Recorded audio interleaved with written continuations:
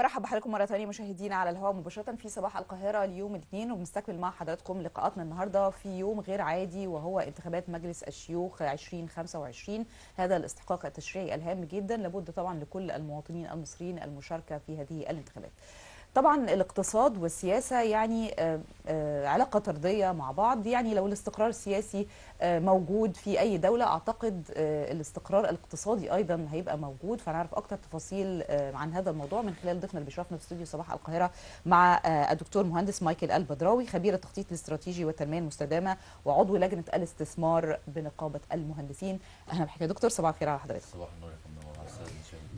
دكتور، الحقيقه دايما اي دوله في العالم لما يعني المستثمر بيبص لها، انا هروح استثمر فلوسي في دوله فيها استقرار امني وسياسي. صوره او يعني الانتخابات عامه ايه علاقتها بقى كاستقرار سياسي مثلا واستقرار حزبي وتشريعي ونيابي في دوله زي مصر، وعلاقتها بالاستثمار؟ خلينا الاول نبدا مع حضرتك عن موضوع الاستقرار السياسي. حضرتك شايفه ازاي في الفتره اللي احنا فيها دلوقتي؟ خلينا نتفق ان احنا منذ تولي فخامة الرئيس عبد الفتاح السيسي ان احنا في اتزان سياسي بشكل دولي، ومراعاة كمان في وزارات خارجيتنا والتمثيل الدبلوماسي كله بشكل قوي جدا على مستوى العالم.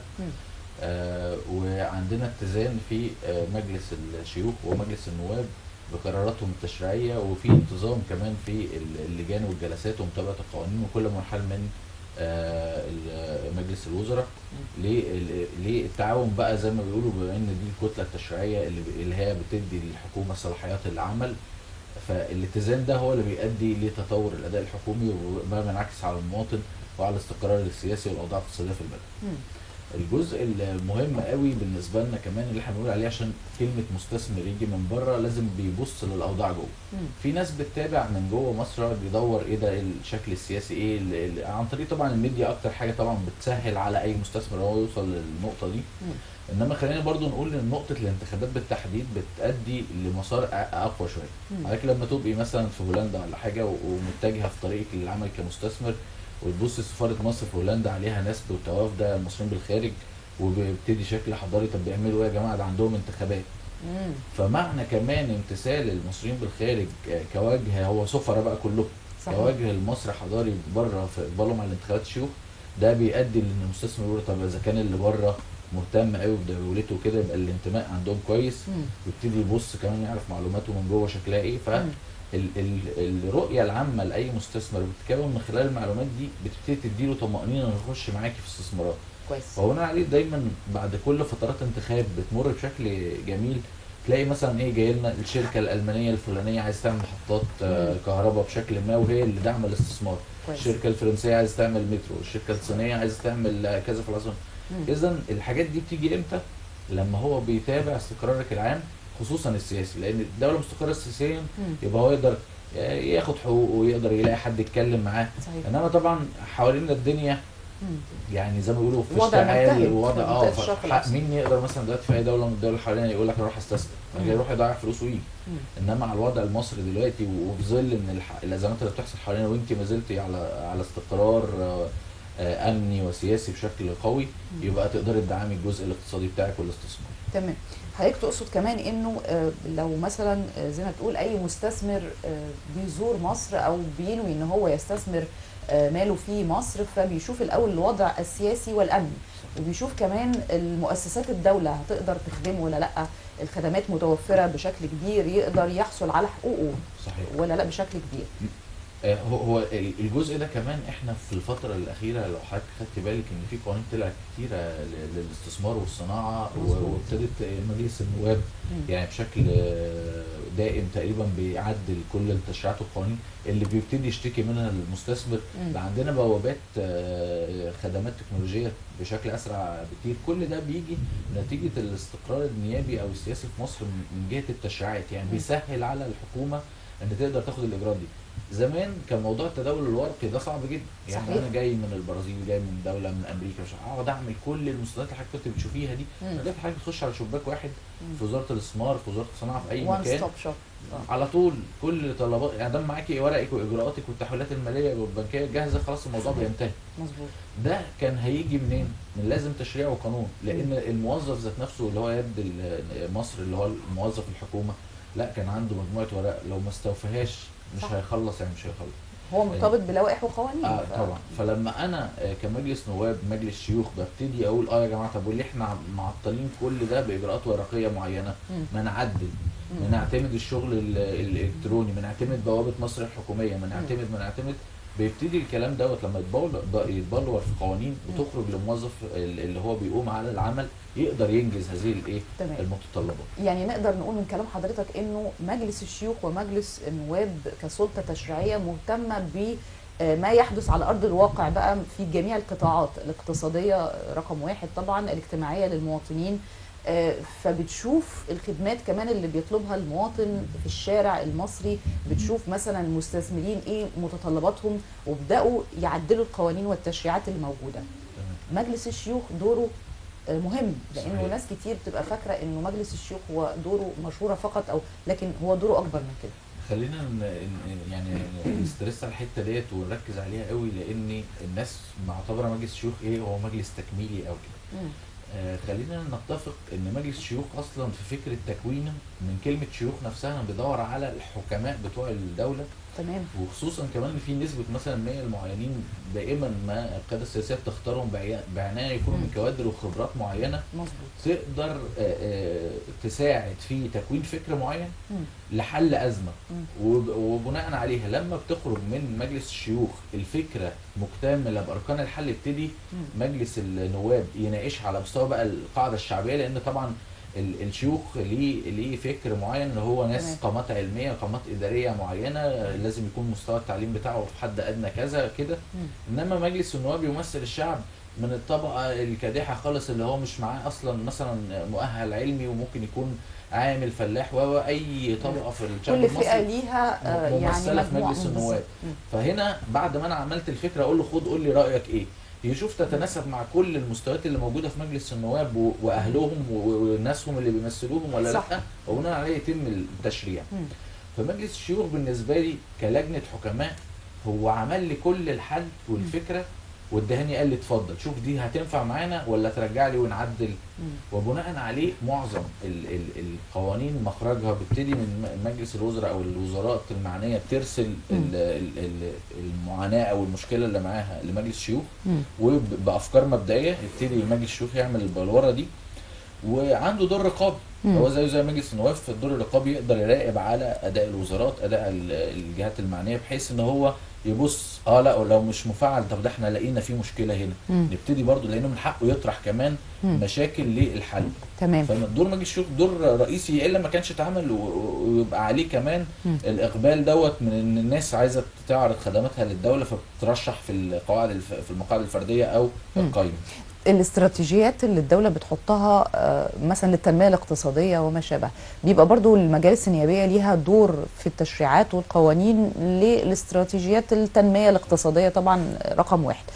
المشروعات كمان، مشروعات اللي حصلت في مصر في السنوات الأخيرة طبعا، وأكيد حضرتك يعني التخصص الموضوع ده كان كتير قوي، يعني مثلا الطرق والكباري، النقل، المشروعات الاقتصادية الكبيرة، مدن جديدة، موانئ جديدة برضو. فأعتقد أن الموضوع ده مهم جدا. المشروعات اللي حصلت في الفترة الأخيرة أكيد برضو كان وراها تشريعات وقوانين من المجالس التشريعية مهمة جدا، حصلت أنها سهلت زي ما حضرتك قلت مثلا للمستثمرين على سبيل المثال. حضرتك التشريع لما قلنا بيأتي دوره الأولاني لأن بقى عندي الصلاحية أو السلطة أن أنا أنفذ. بناء عليه احنا شايفين التنميه بتاعت البنيه التحتيه مثلا في طول البلاد وعرضها. لما نبقى عاملين مثلا طريق زي قنا سفاجه القصير ده في اخر الصعيد، مين هيروحوا؟ المستثمر، لان ده كله على موانئ البحر الاحمر. تمام. طيب انا سهلت موضوع ان يبقى في طريق اسفلت كبير، طريق الصعيد القومي دوت. طب هتبتدي تنقلي من المينا، هننقل على تريلات وكساحات كبيره، الكونتينرات الكبيره اللي بنشوفها. لما ما كانش في طريق الموانئ دي كانتش شغاله.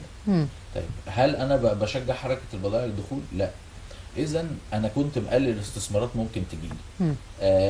بضيع وشحنات ممكن تنقل عن طريقي لدول تانية. مم. لما عملت هذا الامتداد لطريق، وعملت امتداد عمراني ليه، بقى عندي الخدمات دي موجوده. مم. المدن الجديده لما بقى عندي امتداد سياحي في مدينه العالمين، وهو احنا كلنا شايفين بالظبط. مهرجاناتها وشكل الابراج والمباني. مم. طب بقى عندي اقبال سياحي في الساحل الشمالي بالطول كله بتاعه، بما فيه مدينه العالمين الجديده. مم. هو الفكر بيؤخذ من الراجل اللي بينفذ على الارض اللي هي الوزاره. مم. يا جماعه انا مثلا كحكومه مش عارف اعمل كذا، مم. لجوئي للمجالس النيابيه، وهو ده الدايره المكتمله. انا عندي مم. قياده تنفيذيه وعندي قياده نيابيه تشريعيه، اديني حق في ان انا اقدر اعمل كذا. تمام. تخصيص اراضي، يعني من ضمن القوانين بتاع قانون نزع الملكيه مثلا اللي اتعمل للمنفعه العامه. مم. هو القانون لما اتعمل عشان في حاجات انت من كتر الاشتباكات اللي حاصله في المباني، ودي بقى كمهندس مم. واحد كان متعقد منها جدا. صحيح. مباني معموله فرق الشارع 6 متر و3 متر، ايه ده؟ صح. طب لو لا يخش قدر فعلا الله مكان حصلت حادثه اسعاف مطافي. فخامة الرئيس قال كده صحيح. في احد كان متواجد قال لك فعلا في هيدخل احد الاحيان. عربيه اسعاف، طب ازاي؟ مطافي يدخل ازاي؟ صح. فطبعا ابتدى يتعمل نزع الملكيه العامه عشان خاطر الاشتباكات اللي حاصله في مباني وطرق مفيش. صحيح. طب هنزع ملكيه واديك في مكان تاني افضل على حساب الدوله، مم. او بما يليق من التعويض اللي بيتقال. مم. وفتحنا شارع هنا بقى واسع نقدر الناس تتحرك منه، فعملنا كوبري، عملنا طريق. مم. شكل المكان اللي كان عشوائي وصعب التدخل فيه، حتى تدخل الامن، يعني مم. لو حد اشتكى من جوه حاجه امنيه ما تعرفيش، صح. حضرتك بتخش في مغاره على صعب الله قوي زي ما بيقولوا. طبعا. فابتدى من التشريعات اللي بتدي احقيه الحكومه تعمل النزع وتعمل الطريق وتعمل المنفعه العامه، مم. ابتدى يعمل التطوير العمراني اللي احنا بنشوفه، وابتدت تعمل الخدمات دي. تمام. ده بيؤدي في الاخر برضو مم. لتنميه الاتجاه الاستثماري للدوله. كويس. شكل الدوله حضرتك ماشيه على الطريق الدائري. مم. لما يبقى كان حاجه سيئه، لما بعد كده تدهن العمارات وتعمل شوارع فيها. والصور اهم ملوك مصر القديمه يعني والسبوتات عليها طبعا حاجه مختلفه. والواحد كمان بيشوف فيه تطوع. انا شفت مجموعه من الشباب عاملين مبادره في اسوان، مم. برضو المبادئ الرسومات. عاملين رسومات وحاجات جميله. فاحنا عندنا القدرة، وعندنا كوادر كتير جدا على فكره ممتازه، يعني بدليل ان احنا لما بنخرج بره مصر بنبقى متميزين جدا جدا.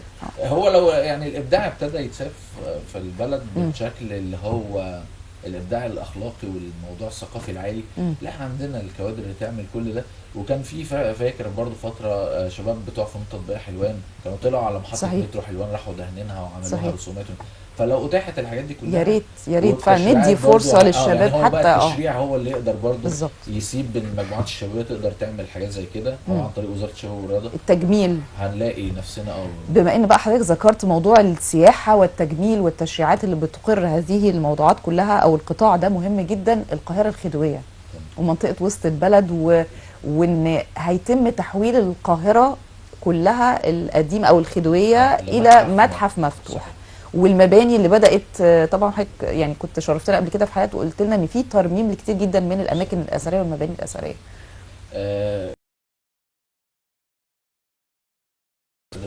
لان فيها كم كبير قوي من الاثار الاسلاميه والقبطيه انت ماشيه يعني بالزبط. الجوامع كلها التاريخيه في الفتره العثمانيه والخديويه وخلافه، الكنائس القديمه، الحواري التراثيه اللي زي حاره السقايين وخلاف حاره النحاسين والحاجات دي كلها.